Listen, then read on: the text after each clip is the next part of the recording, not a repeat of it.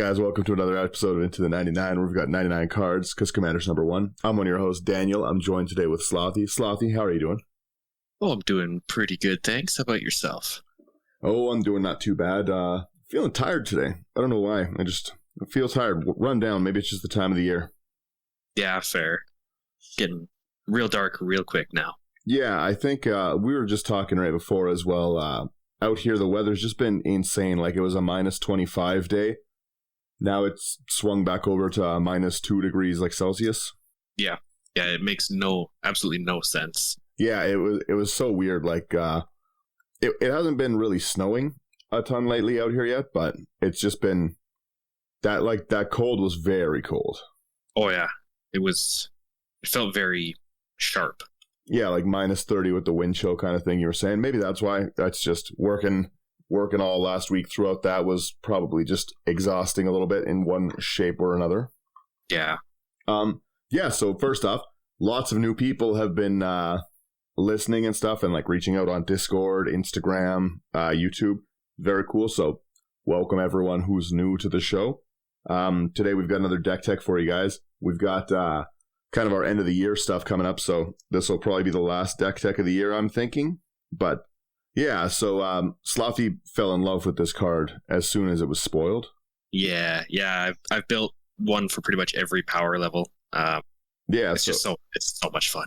Yeah, so you can tell them, and if you want, we can put a few of the lists in the link as well. Sure. Yeah, but let them know what we're talking. Yeah, so this one is Liberator, Urza's Battlethopter. This is 3 generic for a 1/2 legendary artifact creature Thopter with flash and flying. You may cast colorless spells and artifact spells as though they had flash, and whenever you cast a spell, if the amount of mana spent to cast that spell is greater than Liberator's power, put a +1/+1 counter on Liberator. Yeah. It's so much fun. It's a really cool commander. Yeah, you don't really see a lot of good colorless ones, at least in my opinion. Well, yeah, that's the thing. As soon as I saw it as well, I was like, this is finally a colorless commander that's really worth building. The only other things were like Hope of Jiriper, and then maybe like the Titans. Yeah. Like, that's the only thing I can even think of also possibly have been built. Maybe Traxos as well. Okay, yeah. Like 4 mana 7/7. Yeah, that untaps every time you drop historic spells in. Yeah. Still There's not a lot. Yeah, right? Like, it's just this is a card that I think actually brings colorless to the forefront as something that is usable. Yeah, absolutely. And it just, like, number one is it's hilarious artwork. I love the artwork of the card. I think it's so silly. Yeah, I love it. Yeah. Is there? I also built one of these like as soon as it was spoiled. Oh yeah. Yeah, it's mine's gross, but I assume yours is probably gross. This one's not as gross. It could be grosser, is what you're saying. Yeah, the other ones are more very Eldrazi stacksy. That's fair. This one's fun. All right, well, where do you want to start us off in this list with it? Let's start off with our instants and sorceries. Okay. It's a very, very sad section compared to what I'm used to. I guess there's only so many colorless things, right? Yeah. First one for the instance is Scour from Existence. 7 mana, exile target permanent. 7 mana seems like such a high cost, but when you look at it, like, you're in artifacts, you're going to ramp out really, really hard because what else would you put in the deck? Exactly. It's really kind of feels unbalanced with how the CMC shows on the card, but then how hard it is to actually get to it. Yeah, I like it. Having an exile available in this deck is going to be really helpful. You also have Warping Whale, 1 and 1 colorless. Choose 1, exile target creature with power or toughness 1 or less, counter target sorcery. Put a 1/1 colorless Eldrazi Scion token onto the battlefield. It has sack it, add colorless to your mana pool. I like it. Yeah. Then moving on over to sorceries, we've got All Is Dust. 7 mana. Each player sacrifices all colored permanents he or she controls. Yeah, that's a problem. Yeah. This is how the game ends. That one's a big problem. Oh yeah. Like, exactly like you said, that just ends the game for people. There's not really a way to come back from sacrificing the entirety of your board. Like, and especially for you, you're all colorless. It's not going to hurt you, but just being forced to play the game out late when you have like only like a soul ring and an arcane signet or something is pretty gross. Yeah. Yeah, I like it. It's that's a good inclusion. You also have Gruesome Slaughter. 6 mana. Until in a turn, colorless creatures you control gain tap. This creature deals damage to its power to target creature. That's pretty cool. Yeah, this one's just kind of way to whittle things down before we go up for an attack. Yeah, I like that a lot, actually. And the third sorcery we've got is Introduction to Annihilation. It's 5 mana. It's a lesson. Exiled target non-land permanent. Its controller draws a card. I like it. Yeah. I wanted to look at your land section because it looks very similar to my Liberator ones. I wasn't trying to find 30 wastes. No. Yeah, so do you want to go over some of your notable ones here? Sure. So we've got pretty basic land base. We've got Tomb of the Spirit Dragon, which will let us gain some life back for each colorless creature we control. We've got all the Urza's lands, including the new workshop. That's a good one, yeah. Rogue's Passage, of course. Yeah, so you can sneak it through. You got Shrine of the Forsaken Gods as well, that taps for colorless or taps for 2 colorless for colorless spells. Yeah. That really works out well. And then Crystal Vein as well can really early accelerate you with its ability to tap for mana or sack for 2 of any color. Yeah, absolutely. I totally forgot about the pardon me. I totally forgot about the workshop. Oh yeah. Yeah, so I got to send that as a list now that I need one. I love the workshop, but yeah. I do not think it's as busted as some people were saying that it was going to be. I think it's pretty cool. Yeah. Yeah, that's pretty much it for lands that are notable. I like that you don't have to deal with any tap lands in this. Yeah, I agree. Yeah, and it's so funny. When I was building mine, I just went through my binder and I was just grabbing whatever nonsense colorless lands I could find. Fair. So it's a really funny little list on mine too. Nice. I want to see that one actually. Yeah, hitting the workshop tower plant in mine, it's gonna really, really help out. Like that helps out in every deck that cares about stuff like this, but really helps out in this one.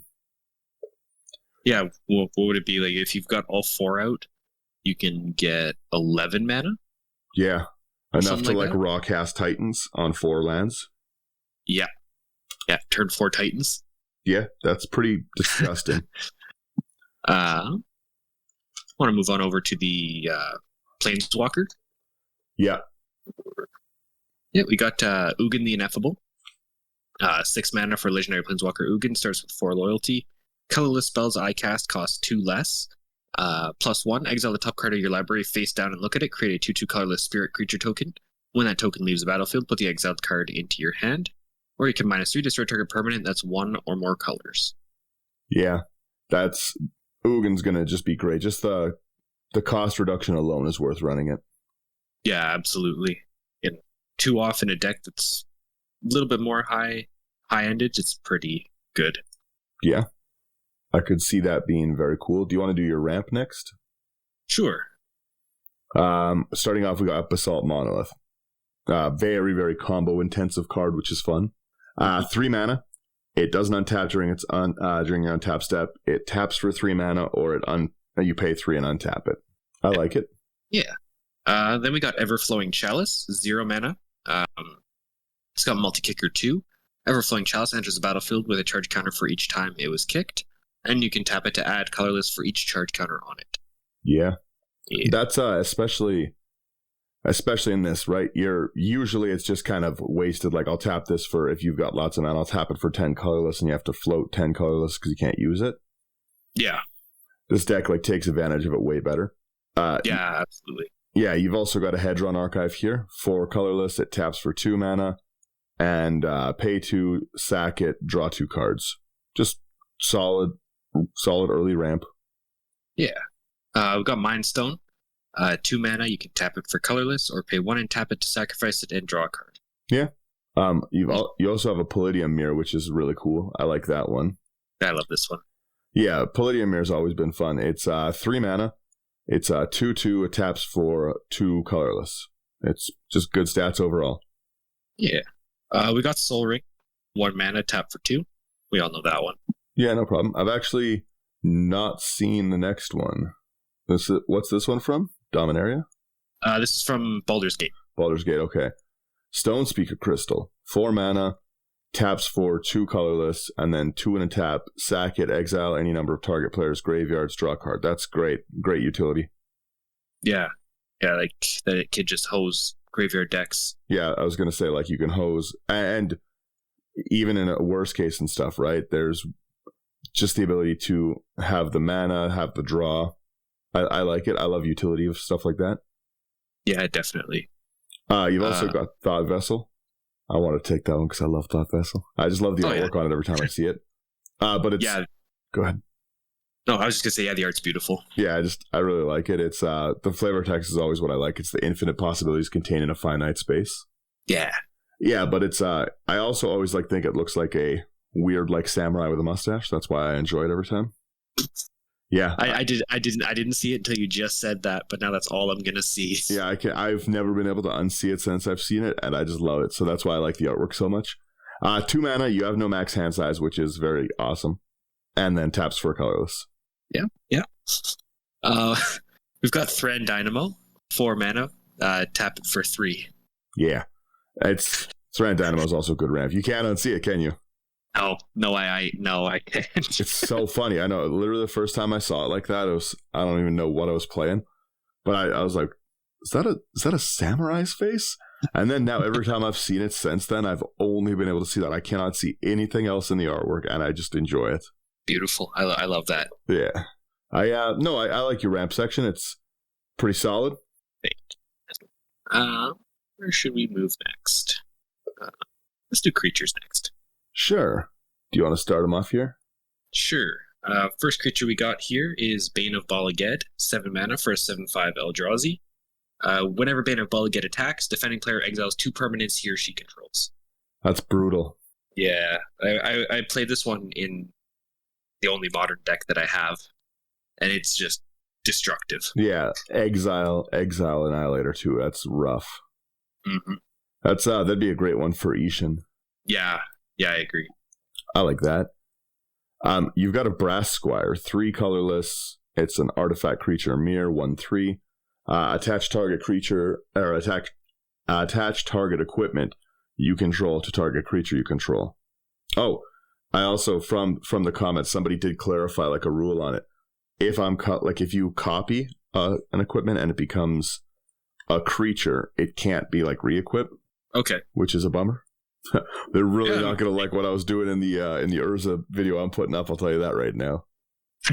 But yeah, so it's you can't do that. So it's always a good rule to know about the equipments.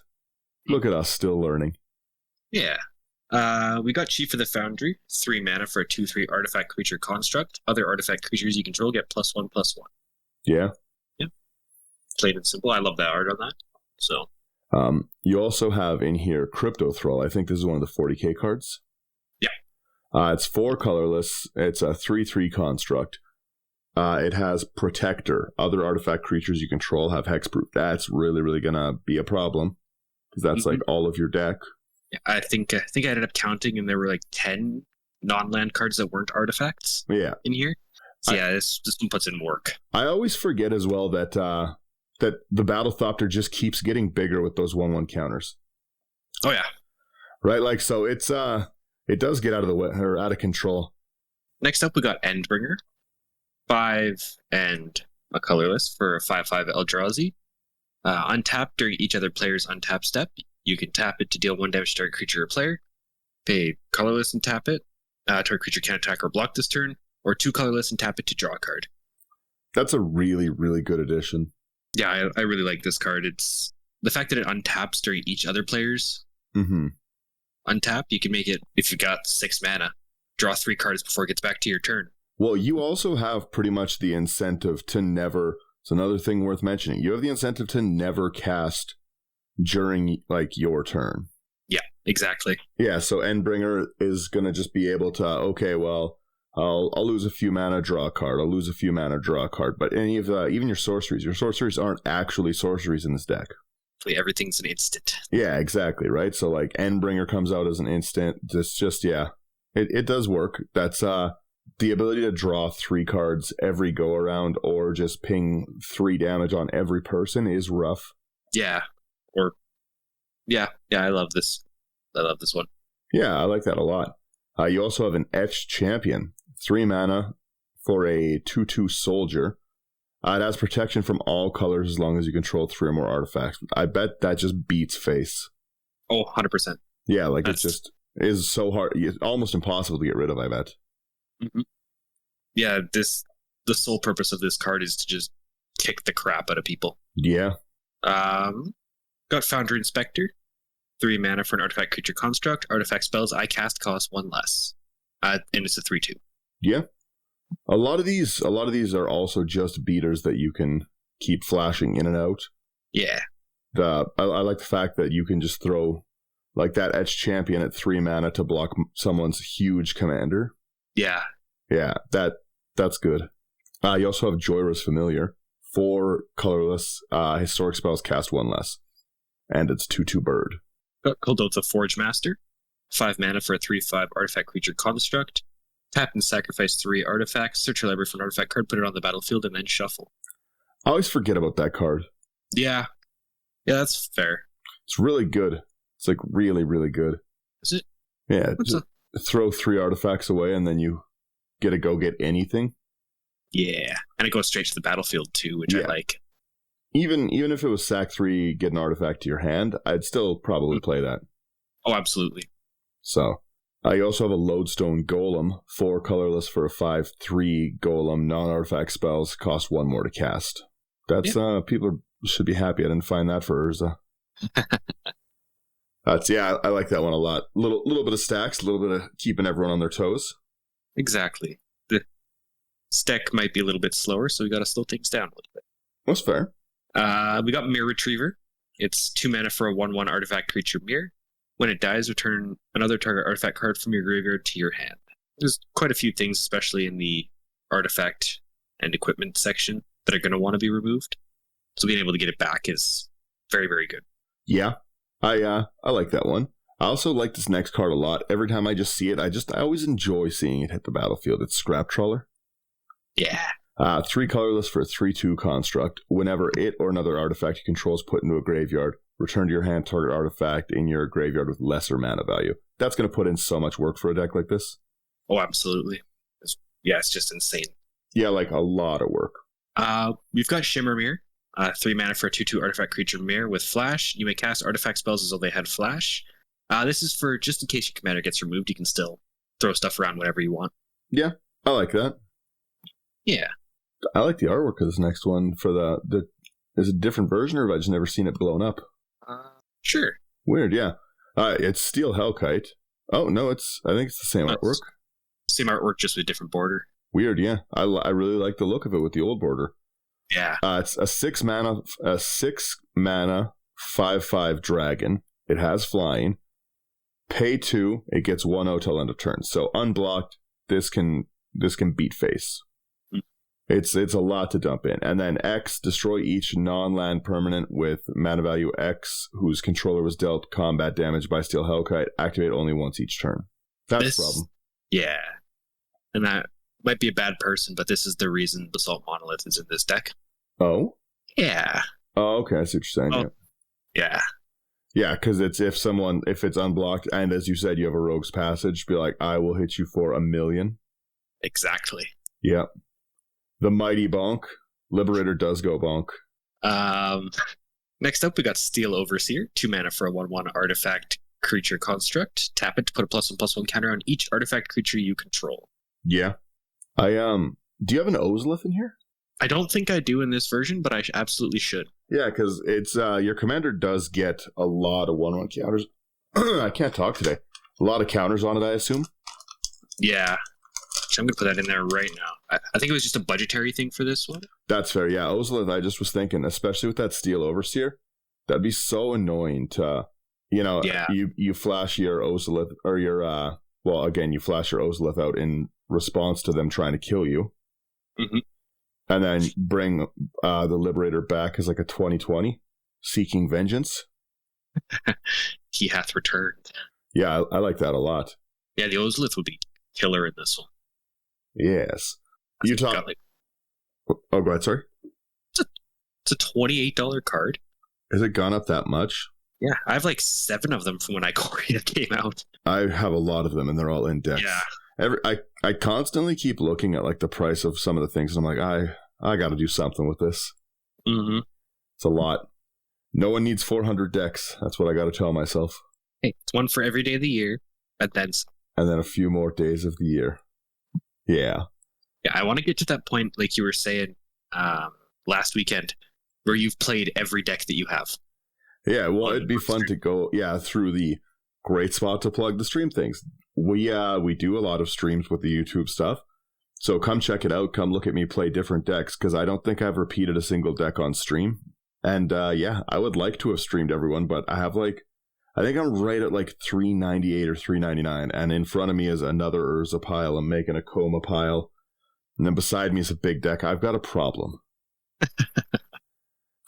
And if anyone has any good ideas about ways to display decks, let me know, because they all could just kind of sit in archives and stuff right now, and I don't know. It would look better with a cool display, like maybe a big LED shelf. If you guys have any ideas, send them to me on Instagram or Discord or Twitter. Yeah. Also, talk to us on Twitter. We started using Twitter now. Yeah. Yeah. I think we might make a Hive too. A lot of people are over on Hive and stuff, but yeah, we got our Twitter password back, so very cool. Heck yeah. Yeah. Anyways, back to this. You were talking about this as another option for a colorless commander. Yes. It is Traxos for colorless for a 7/7. Traxos Scourge of Krug. It's a legendary artifact creature construct. Has trample. It enters tapped and doesn't untap during your untap, and whenever you cast a historic spell, untap it. The fact that the whole deck is basically historic, so always untaps it is rough. But the fact that you can flash those things in to do that is even rougher. Yeah, absolutely. And 7/7 for 4 mana. A 7/7 at 4 is beefy. Yeah. Because really, there's a lot of really cheap artifacts that you can just untap. It is basically just 7/7 for 4. Yeah. Also, I do love this Brothers War art. It's very cool. I think. Yeah, I saw the other artwork there. I really like these. They really, the Brothers War artifacts that they brought out were really cool. Yeah, I'm a big fan of all of them. I love the Howling Mine. I'll tell you that right now. Yeah, it's a good one. It's a shock to everyone, I know. My favorite artifact to come out of this set is Goldbug. Goldbug is really cool. That will be a deck that we do pretty soon. You're saying, you're like, this is way more mean than I thought. Yeah, 100%. Yeah, I thought they're pretty cool looking cards, the Transformers ones. Mm-hmm. I do have to say, they made a new secret layer thing of Transformers, and I'm not a fan of the secret layer stuff right now. I think that they are releasing way too much, way too fast, blah, blah, blah. But that being said, most of the artwork looks like it's stuff from the animated movie, and it's flavor text from the animated movie, from my childhood. Yeah. So it's I think Dramatic Reversals is the Megatron must be stopped no matter the cost, and I'm probably gonna buy it just because I'm a dork. I love that movie. So they might have got me on this one. Yeah, I don't know if I've seen the Transformers The Secret Lair. Oh yeah, they did a bunch of new ones. I will see. There's the Lens. We got Biforce, Quick to Brutality, Greater Good, True Fabricate. Oh yeah, those are amazing.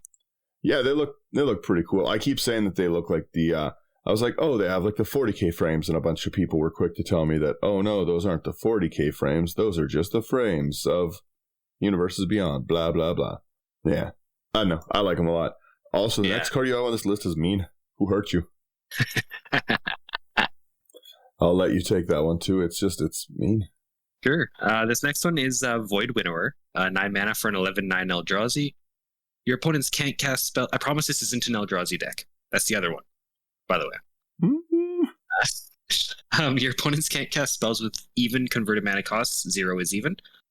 Your opponents can't block with creatures with even converted mana cost. Yeah. That's Have you ever gross. seen a world fall to its knees? Watch and learn. Yeah, it's Void Winter is always a problem when it hits the board. Mm-hmm. It can like totally wreck decks, especially making it so that they can't like block with their tokens. They have a big token army, and you're like, nah. Yeah, I've been on the other side of that one.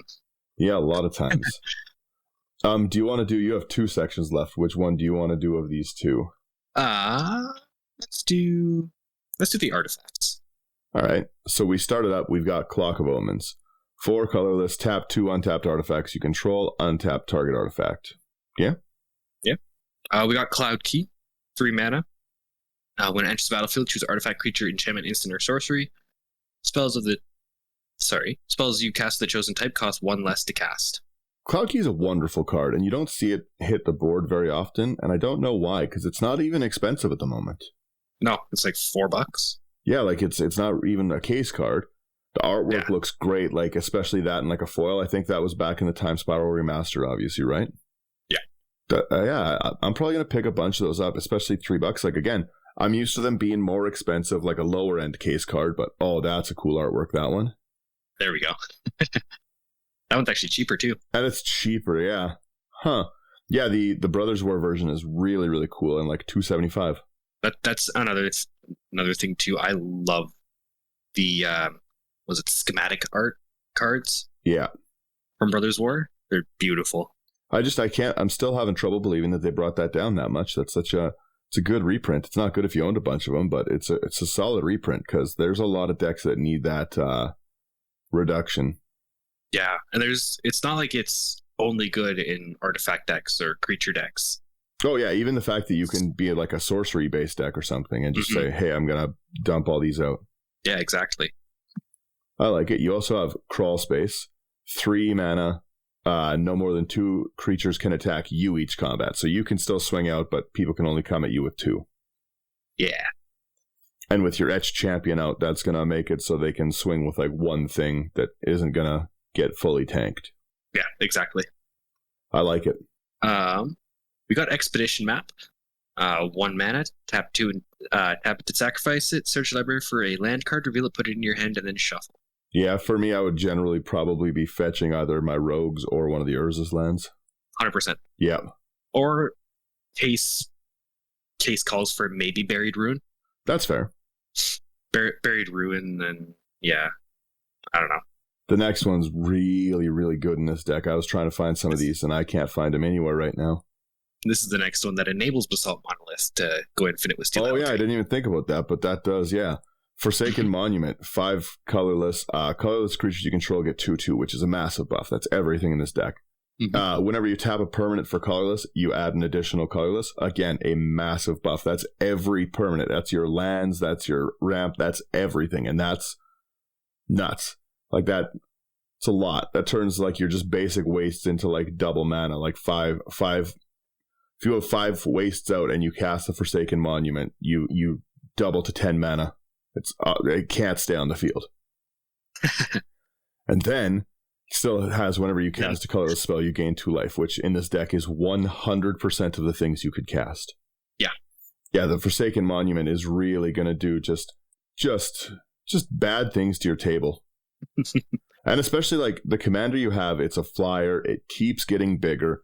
It's probably not out of the like ordinary for a Liberator to be, like a 5/5 kind of 7/7 kind of thing. Oh yeah, no, that's not hard at all. 6/7 or whatever. Yeah. So giving that a buff is pretty hurtful. Yeah, I really like the inclusion of that card. It's very cool. Yeah, this is one of my favorite cards from Zendikar Remastered. Yeah. I also really like the flavor text on it, the We Shall Forever Roam. Yeah, by Ailey. Yeah, it is a very cool card.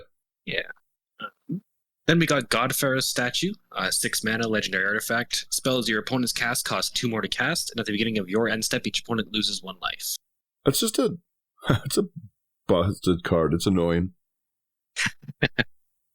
I think the only thing that's disappointing to me when I'm on the offensive side of it is that this, as well as the Forsaken Monument, are legendary, which kind of sucks. Yeah, you can't copy them. Yeah, but I think having 1 would be just fine. Yeah. I like a lot of this section. Like this is less stacksy than I thought. Like I don't know if this is your bad version of this deck. Yeah, 100%. This is the bad Voltron version. Oh no, like I meant bad as in like mean version. Oh, bad, no. Okay, because I was looking at this list, I was like, you know what? This looks like a fun deck to play and a fun deck. Like my Liberator deck is like, I'm gonna destroy all of their lands. And you're like, all right, so we've got like a God Pharaoh statue. I'm like, look at Slothy go. He's not going the stacks route. It's only taken me a year of being here, but I finally did it, guys. I was so proud. I was like, I'm looking for a Howling Mine. We're gonna be getting there. Right?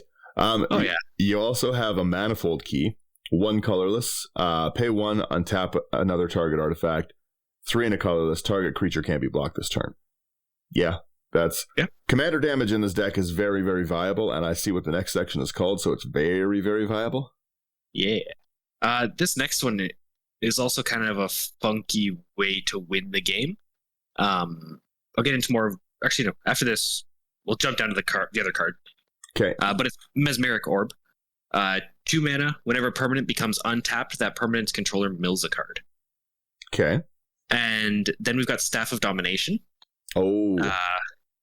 Which 3 mana, you can pay 1 to untap it, gain 1 life for tap 2 and tapping it, then 3 and tap it, untap target creature, 4 and tap, and then 5 and tap, tap target creature and draw a card, sorry. Where is Staff? I'm not seeing it. Second from the bottom. Oh, it's in that list. That makes more sense. Yep. It's not equipment. Yeah, the untapped target creature. So you can, once you've got the infinite mana, they may have protection from things, be unable to die, but nobody generally has protection from losing their library. Yeah. And this is kind of something like this will mill me out as well when the staff becomes untapped, but... Yeah, but you get to your turn last. Exactly. I like that. Games have to end, and sometimes a creative way to end the game is nice. Yeah. Yeah, I like that. Yeah. You also have Mind's Eye, a card that I just love putting in decks. It's 5 colorless. Whenever an opponent draws, you can pay 1 if you do draw a card. Any deck that's like running like a Seedborn Muse, anything like that, the Mind's Eye just is so useful to just be able to pay 1 every turn, or you're playing against a draw deck, something like that. I'll draw 3 with you guys. I'll draw 2 with you. It's awesome. It's one of my favorite masterpieces too. I don't know if I remember what the masterpiece version is. Let's take a look at that. Yeah, it's like with Dovin. Okay, yeah. I don't know if it's like Dovin or just like a one of like the consulate people. Yeah. Yeah, I don't think that's Dovin. It might not. Yeah, it might not be Dovin. I just know it's one of the people from like the Kaladesh plane, like the Chancellor people or whatever. Yeah. Yeah, I just know I love that card. I like that one. Yeah. Next up, we got Mirage Mirror.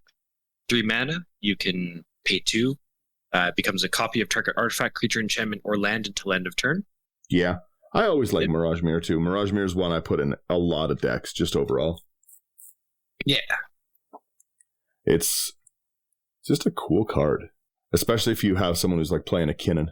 That would be funny. Oh yeah, definitely. Yeah, that would. Play Kinnan, you make infinite mana off of your first cast. Uh-oh. Uh-oh. Yeah. Mirage Mirror is really, really cool. You also have a Mirror Works, 5 colorless. Whenever another non-token artifact enters the battlefield under your control, you can pay 2. If you do, you create a token that's a copy of it. Yeah, there's a lot in this deck that you would like to have copies of. Like a lot of cards. Absolutely. Then we got Mystic Forge. 4 mana, you may look at the top card of your library at any time. You may cast artifact spells and colorless spells from the top of your library. And you can tap it to pay 1 life and exile the top card of your library. Yeah, that's good. That's good in this deck. Yeah. Yeah, that's, again, 100% of the castable spells in your deck is that. Yeah, no, I forgot about that one when I was building mine, actually. Tap it, pay life, exiles. Yeah, that's good. Yeah. I like this one. This is a card you don't really see very often at all. Yeah. And I like that you had to have something like this in your hand. It's Null Brooch, 4 colorless, pay 2, tap it, discard your hand, counter target non-creature spell, play it as an interrupt. You have to have some control in there. I get it. Yeah, absolutely. I like it. Then we got Sculpting Steel. 3 mana, you may have it enter the battlefield as a copy of any artifact on the battlefield. That's fair. Yeah. It's that's always a good one. I like Sculpting Steel a lot. It's so cheap right now. Oh, absolutely. It's been getting reprinted like every artifact-based pre-con, it seems. They're printing a lot of cards into the ground, but I like playing a lot of those cards, so they're cheap. Exactly. Yeah, right? Makes it easier for everybody else to play. Yes. You also have Semblance Anvil. 3 colorless. When it enters, you may exile a non-land card from your hand. Spells that share a card type with the exiled card are 2 less. So anything in your like artifact creatures are gonna do both your artifacts and creatures as less. Love it. Yeah. Semblance Anvil is really, really good. Then we have your Staff of Domination that you had already talked about. Yeah. Also just a good card for this deck as well. The staff? Yeah. Just a good card overall. Like you've got so much colorless mana to just dump into things. Yeah. Like the reason I put the staff in there initially was so that after Liberator attacks, if he doesn't have Vigilance, then I can just untap him and have him on defense as well and have a massive blocker. Yeah. With only 1 mana, yeah. That's not too bad at all. I'm looking and I know you've got one of the mirrors, but I think it's only 2 mana, right? Which one? One of your mirrors. It's Palladium Mirror, yeah. Mirror? Yeah, Palladium Mirror's 2 mana. Mm-hmm. So it's not quite enough to gain you infinite life. No. Oh yeah, I guess you'd also have to untap. Okay. You need significantly large amounts of colorless mana to get your infinite stuff with. Yeah. But that's fair. You also have your Unwinding Clock, which is gross. 4 colorless, you untap all artifacts you control during each other player's untap step. That's really gonna make cards like your again, Staff of Domination, your Mind Stone, or not your Mind Stone, your what's the one I'm thinking? Mind's Eye. Stuff like that, that's gonna make it put in significantly larger amounts, yeah. Because you'll be able to, again, you'll be able to draw every turn. Mind's Eye doesn't tap. No, Mind's Eye doesn't tap, but your permanents that tap for mana untap, letting you constantly dump your mana into Mind's Eye, yeah. Yeah. Sorry, I was a little confused. Yeah, no. It's not untapping the Mind's Eye. Yeah. I get you now. Giving me mana to draw with Mind's Eye. Yes. Okay. Yeah. All right. Let me just... Yeah, so you've got a lot of your last section's called Clothing. Yeah, these are all the artifacts and equipments. I like it. The first one we got is Argentum Armor. 6 mana, equipped creature gets +6/+6, and whenever equipped creature attacks, destroy target permanent, and it has equipped for 6. I dislike it a little. I like it, but not if it's swinging at me. That makes your commander instantly a 6/7 that's blowing up permanents on attack. Mm-hmm. That's disgusting. I don't like that as much as I said. Yeah, you've also got your Basilisk Collar, 1 colorless. Don't know why I can't talk again. 1 colorless equipped creature has Death Touch and Lifelink, and it equips for 2. Yeah. Blow flyers out of the sky way easier. Absolutely. And gain so much life with your commander. Then we got Blackblade Reforged, 2 mana for legendary artifact equipment. Equipped creature gets +1/+1 for each land you control. Equip legendary creature for 3 or equip for 7. I wouldn't have even considered this because I was like, it's colorless. You don't really have your land ramp, but that's funny. That's huge. Oh yeah, yeah. She still gets up there. Well, yeah. Again, even if it's just a 5 mana that you, if you've got 5 lands out, you play it and you equip it for 3. Mm-hmm. 5 on your commander's a problem. Yeah, absolutely. It's take the next one too because that's also gross. This is I like this section a lot actually. Sweet. This next one is Commander's Plate, 1 mana for an artifact equipment. Equipped creature gets +3/+3 and has protection from each color that's not in your commander's color identity. You can equip your commander for 3 or equip for 5. Yeah, then the problem with these things is because not everyone's always going to be holding like that artifact removal that they need to get rid of your commander. Mm-hmm. And then you just keep giving your commander protection from things. So then you keep making things like Blackblade Reforged is obviously going to sit and be a problem. Commander's Plate is going to be a problem. And you can't even hit the creature until you hit the Commander's Plate. Yeah. Yeah, Exactly. I bet a farewell just makes you say, all right, time to go home, guys. Have a great... That's fair. So cast farewell in this deck, you say farewell in real life. Yeah. Yeah. All right. See you guys later. All right. I will. It's been great. I've been I've been Daniel, and this has been wonderful. Yeah, exactly. Yeah, that would be rough. Pack up your things and just go home. Yeah, nope. That or like a Hercules recall or something is Yeah. I'm a fan of that. You also got your Dark Steel Plate, 3 colorless, equip creatures indestructible, and it's indestructible and equips for 2. Yeah. Yeah, we got Death Render. 4 mana, equipped creature gets +2/+2. Whenever a equipped creature dies, you may put a creature card from your hand onto the battlefield and attach Death Render to it. I like that. Yeah. The next one is Fire Shrieker. You've got your 3 mana, equipped creature has double strike and equips for 2. Just again, smash and face with that Liberator. Yeah. Time to crew up the Battlethopter. Yep. We've got Hammer of Nazan. It is a 4 mana legendary artifact equipment. Whenever Hammer of Nazan or another equipment enters the battlefield under your control, you may attach that equipment to target creature you control. An equipped creature gets +2/+0 and has indestructible, and it's got equipped for 4. Yeah, a lot of indestructible for your commander. And again, not many decks are playing something that can consistently block flying. Like that's why my Bird's Taunos deck, for instance, does so well. Yeah. Is because it just doesn't really matter, you know? Yeah, exactly.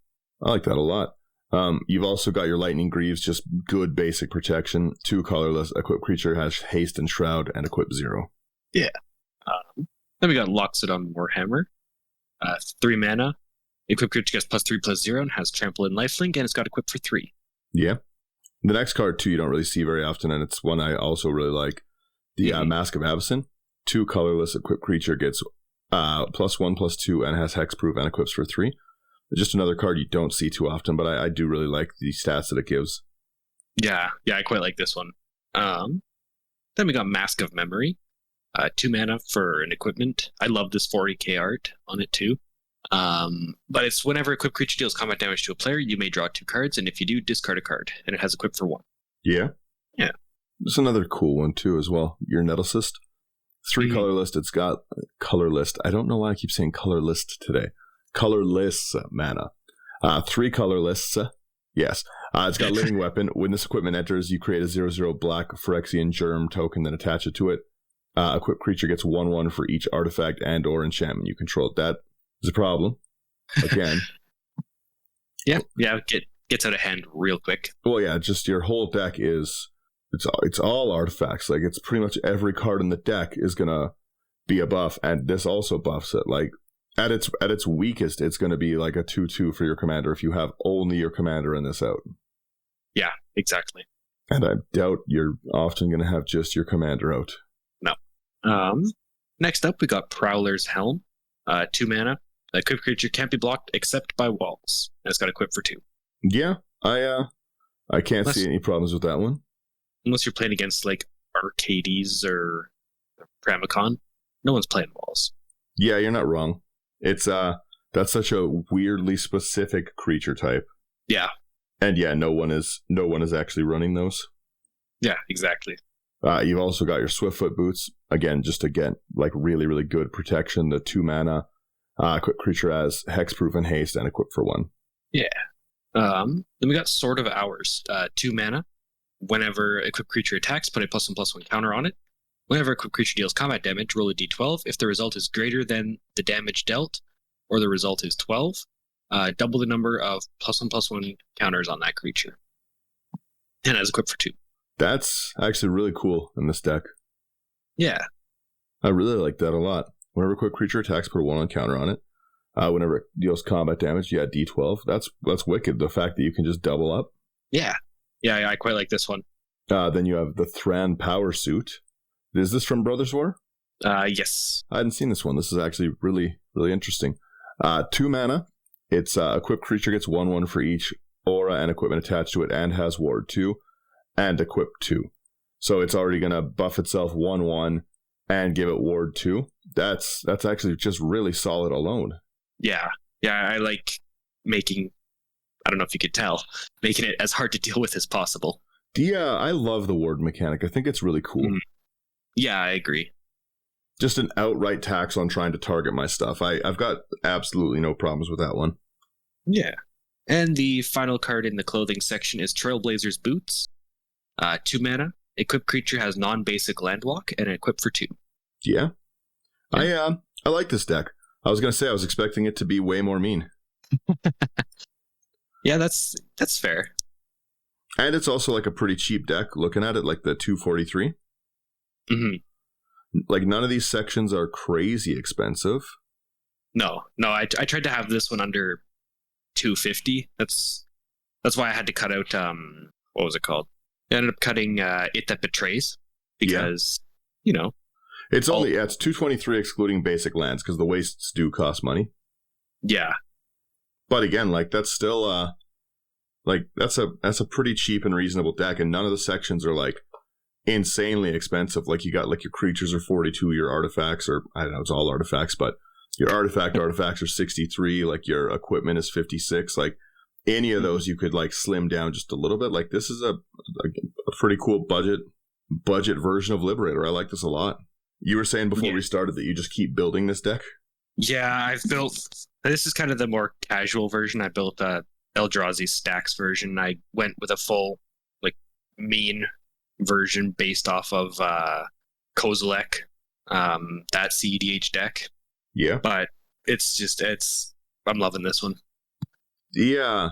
I really like the artifact stuff. When they spoiled that they were going to do Brothers War, I said outright there was going to be a lot of cool new artifacts that we were going to be able to play with. And yeah, I definitely was right on it. Yeah. Like it's they really, really like, I think nailed it with it. And I really like the commander options that came out of that set. Yeah, definitely. I think they've had a lot of really, really fun ones. I think, what was that one called? The Archimandrite. That one. Yeah. That was awesome. Yeah, that's the monks one, right? Like the monks and wizards. And yeah, I think that's a really, really cool one. Yeah.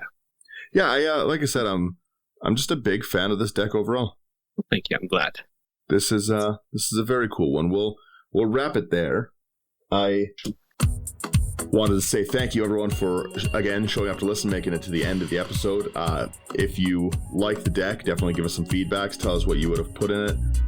If you have your other list too, Slothy, I'll put the other copies of the nonsense that you would put in here, like the stacks list up. Yep, for sure. But yeah, if you like the list, reach out and stuff. Tell us what you would have put in Liberator. Like, do you think we missed something? And if any of these cards are expensive, go to abyssproxyshop.com and use the promo code IT99. That's going to get you a discount at checkout. It helps you get cheaper cards. It helps us get cheaper cards. And then maybe you can get out, support your LGS, and buy some new cards for new decks, because now you've got the cool proxy version of Mana Crypt. Yeah. And with that, I wanted to say, again, thank you guys so much for listening, and I'm really looking forward to these next few episodes for December. They should be a blast. So thanks early on for sticking with us throughout the year, and have a great one. Yeah, thank you.